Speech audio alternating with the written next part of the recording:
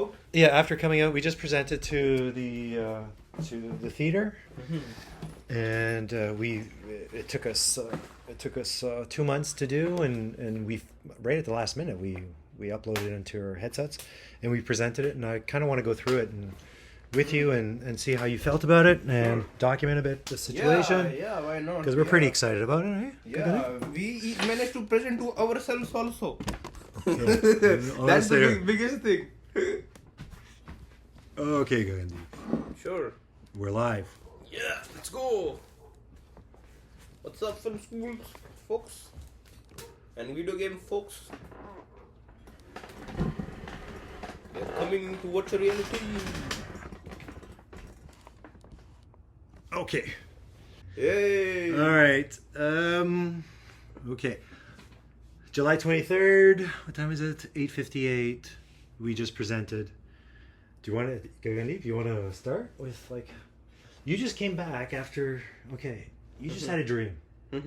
What was that dream? After we just presented, you went home and rested, and a dream came to you. Yeah, I saw a dream. I was in the VR and I saw so many people around me. We were all asking each other questions like what's happening in the virtual space, and there were vehicles all around us, and I was there to help them out as a navigation person. I helped them to move left and right, move back and forth the vehicles, and they were asking me a couple of questions. How did you manage to do this? What is happening? There were so many questions. The curiosity was top charts.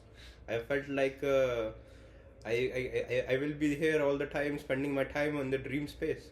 And this dream came like almost for the dream architects and asking questions. Yes, that's right. So many questions. We do feel like we're kind of living a dream. We're live dreaming, and we're somewhat like dream architects. Is what we discussed. Yeah. As a dream architect. So these people around you, you felt that these were dream architects as well? They were aspiring dream architects? We were sharing the dream in the dream. So it was the VR world. So you're in the VR, you're dreaming in the VR world with your VR headset. You're the only one that has a VR headset. And everyone else there doesn't have a VR headset. No, they are actually there as around me, but they are able to see what I'm able to see. It's almost like they are in there with the within my VR headset, but not actually wearing VR headsets. I was wearing my headsets and VR headset, and they were asking me a couple of questions as if they are looking into my head. Yeah, what's happening? Like, what's going on? What's cooking? And were you open to that idea of people going into your head? Sure. So I was explaining them that this thing. I was demonstrating like this is the place, that this is the car, and this is the bus, and we are trying to move around it because we had plans earlier. We thought about getting a bus, getting a car, and then I was able to dream about it, and that's what happened with the VR. So it was amazing. Like God is like giving signs. Yo, what's up? In the dream world, that you're on the right path, or we're on the right path. Yeah. So we presented today at Indie Cinema in front of maybe 50? Yeah, it's around 50-ish. Yes. 50 to 60 people, maybe. Yeah. Sitting, friends, family, colleagues, collaborators, all different kinds of people, and to see a private screening of Bruce Peninsula, the Bruce Peninsula, from Matt Poitras and Matt Séguin. And they've asked us to prepare an interactive demonstration of what we're working on, since we're working very closely with Scriptfest and Matt Séguin. And he has seen our progress and has asked us a few weeks ago if we can prepare something for today. So we spent 2 months straight. We've been documenting throughout, but really we spent a lot of time to prepare for this day. And minutes before we arrived, and we had time to spare as well, a few minutes to spare. So that's enjoyable.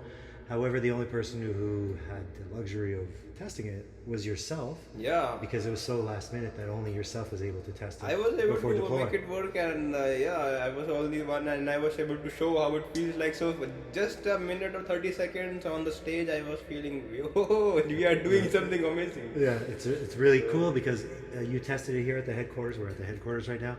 Prior to it, and you said, Larry, it works, and we had no really limited time, so we just deployed the project on the 3 other headsets that we brought down. When we got to Indie Cinema, we connected them, and Matt and I had earlier in the morning we had tested it in the theater, the virtual theater that we had created. We loved it, and we did a lot of tweaking to the last minute to get it ready. You tested it, you said it was great. When we got there, we were getting ready to jump in. Matt introduced us, and I introduced you. I called you up, you put the VR headset on, and you began to live stream. And as soon as it was casted on through my computer and onto the HDMI, onto the big screen in front of the 5060, I felt a gasp.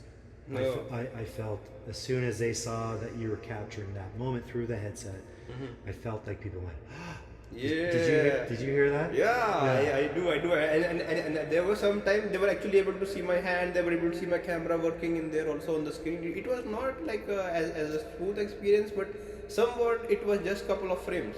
Yes. And those couple of frames were just enough to show like, yeah, something is happening in this space. Yes.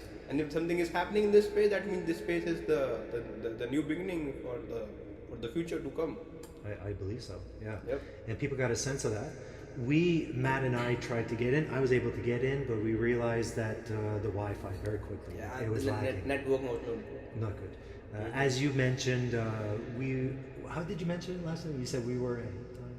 Yeah, we are ahead of our time. The technology is not with the right like a modification. So like if the network speed gets modified at the higher pace, and we will be able to do a lot of things in the virtual space, and definitely we all will be there. So like if the speed goes exponentially up with the stability and all, with the connectivity, we can have a lot of folks like in there, and it shows like as an early signal. If we cannot have like even let's say 2 or 3 folks working with the normal like speed of Wi-Fi, which is very low speed of Wi-Fi these days considered as.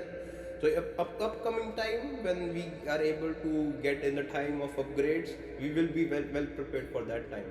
Yes.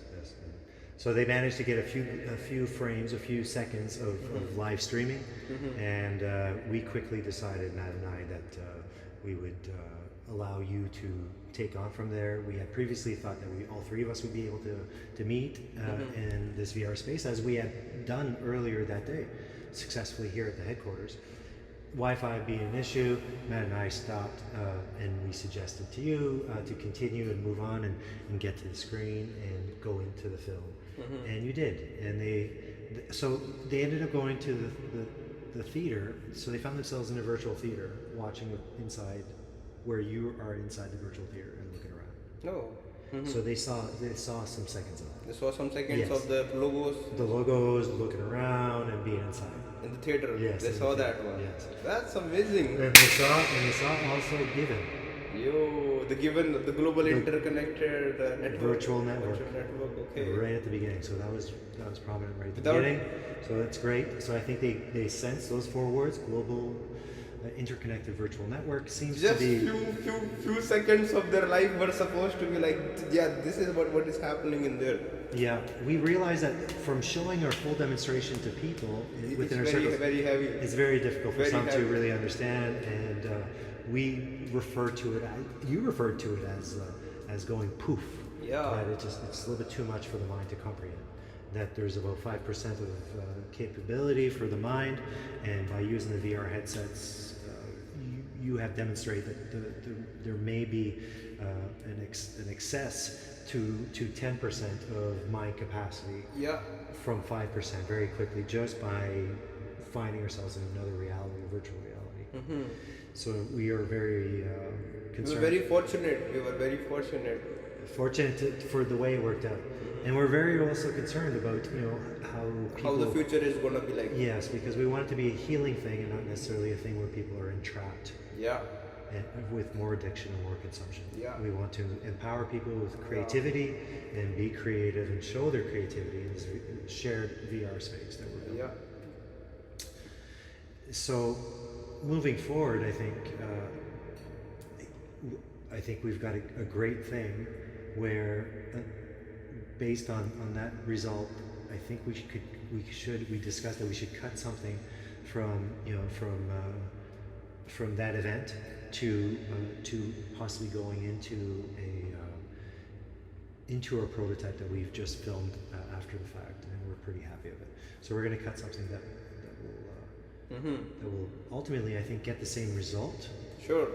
Even better because we'll be as a linear progression, not an exponential progression. And we'll be in control in terms of how the flow goes and nice. So we're going to It's next so couple days. overwhelming in there. Yes. So the next couple days, I think we should maybe brainstorm quickly as to what I think I saw there. There's a couple things I loved. The idea of going into the theater was great, and we just discussed that this idea of having this floating theater up in the sky. You refer to it as almost like heavenly. Yeah, heavenly. Yeah, heavenly, right? Because there's no earthly terrain that we have in our previous prototypes. So we start off from there. I like that idea. I also like the beginning track of going around the city. We ended up going all the way around the city, where people are going to be able to see this once we cut it. We're just we're discussing how we're going to cut this, but going around the city, I think it's got tremendous potential. We ended up going to all the major landmarks and the three educational systems. Within the 5 minutes.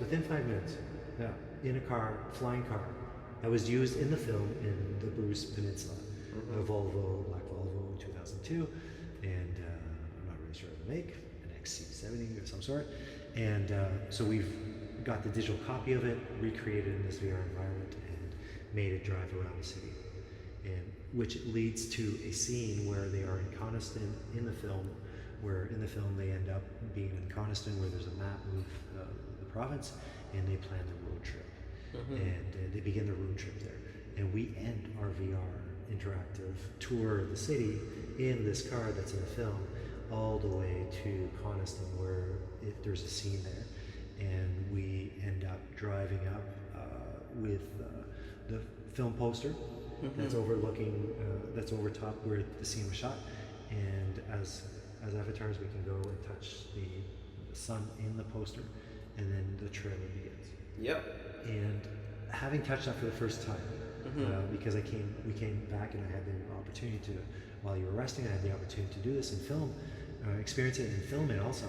I felt like it was such a beautiful thing of touching a sphere, then all of a sudden everything blacks out. Yeah. And then you end up just being you and the content. That's it. There is nothing between.